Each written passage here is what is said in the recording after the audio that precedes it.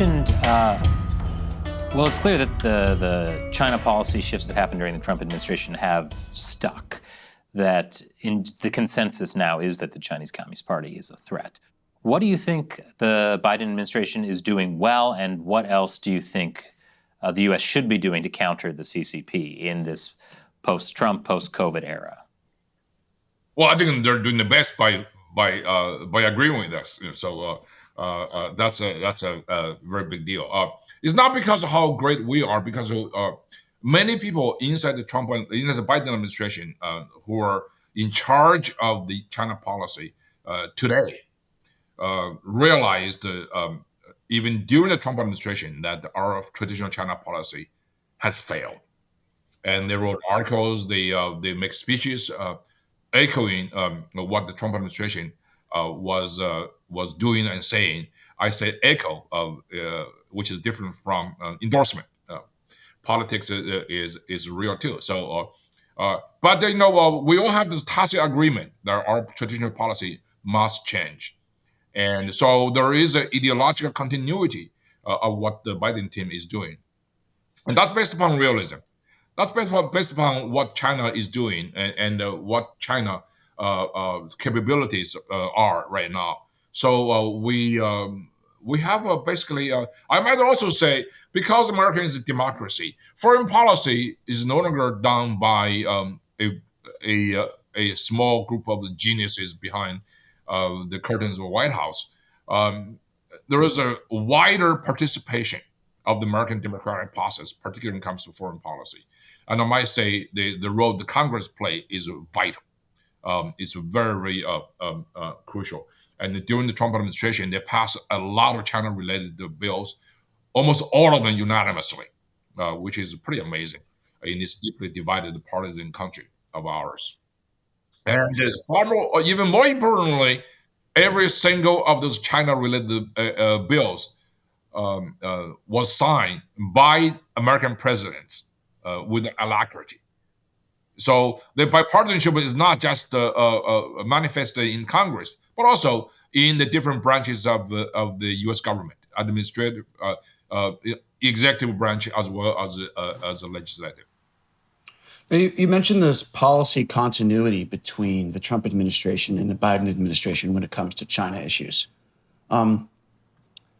However, it looks different on the surface in some ways. For example, I remember Pompeo talked a lot about the Chinese Communist Party, specifically calling out the Communist Party, whereas Blinken mainly talks about China. His tone is a bit softer. Now, in terms of policy, as you mentioned, there's continuity.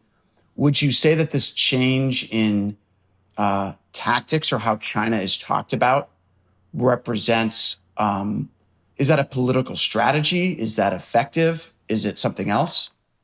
You're right. I think that there is this issue of a different degree of understanding of this China threat.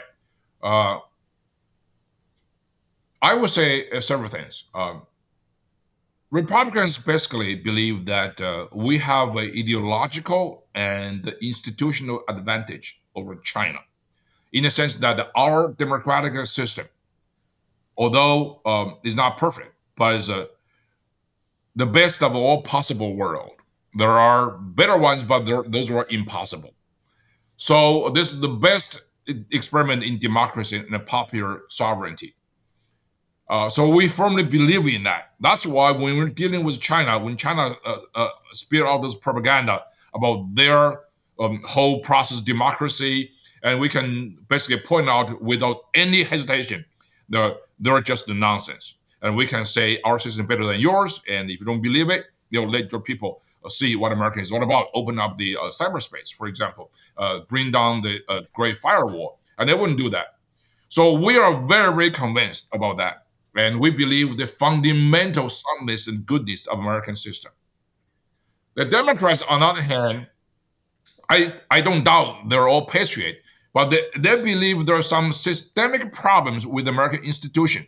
So their belief in the fundamental goodness of our American democracy is not as solid as ours, as Republicans. That's why when they say America has a systemic racism. The Chinese Communist government say, you know what? I'm going to tell you exactly that point that you are making domestically. So that's why when Wang Yi and Yang Jiechi lectured Blinken and Sullivan in Anchorage, Alaska, in the early month of the Biden administration, they could not mount a very robust rebuttal, because that's the Chinese Communist propaganda pitch was exactly the main argument of the Democrats. So that's the difference. The other one on China, though, specifically, I think we basically harbor no hope that China has good intention to cooperate with the United States. The Democratic Party, however, is a party of a much more diverse interest groups. So there is a competing agendas. So, for example, there's a very dominant group of Democratic politics nowadays that are green. They are climate change people. So they believe that's the fundamental threat to humanity. So based upon that kind of a party platform, they engage China, hoping China will be responsive. Because after all, China represents about nearly 30% of the global green gas emission. United States, I believe, is about 13 or something. So we need China's cooperation. But that's just wishful thinking. China is never going to cooperate with the United States, whatever agenda you have, unless they can basically dominate you in the discourse, in the engagement. So I think because of that, China look at the Americans' eagerness to engage China as a weakness. So they could exploit. You can see that from the balloon incident, from their demands on a whole range of geopolitical and security issues. And I think we have been too timid, and I think we have been too sort of too nice to the Chinese Communist Party. I mean, yes, the key phrase is strategic competition. Competition is good with a term, but it's not really a correct one, because the Chinese use the word the 斗争 struggle to define the relationship between U.S. and China. That's basically life and death struggle. Is you die, I live.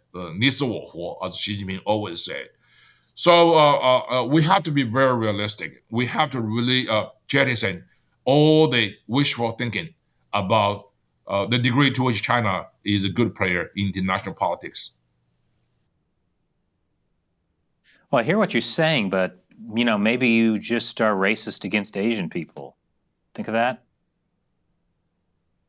Of course, I mean the Taiwanese are Asian people, Japanese are Asian people, so we have more Asian allies and friends in Asia than we have in many other parts of the world. So this play race card again, is the Chinese Communist Party is a clever play using the unsavory practice of Americans far left, using race cards to blame on all the problems the society has, which is basically is futile. I mean, in the end, it's not going to work. The race that is the most repressed, the biggest victims of injustice, are the Chinese people themselves. What we're talking about when we talk about China, we're mostly in the foreign policy arena. We're most talking about the Chinese ruling elites, whose interests are fundamentally different from those of the Chinese people. So we have to understand the degree to which Chinese people are antagonistic and hostile to the repression and oppression of the Chinese Communist Party, which is committed daily over 1.4 billion people in that country.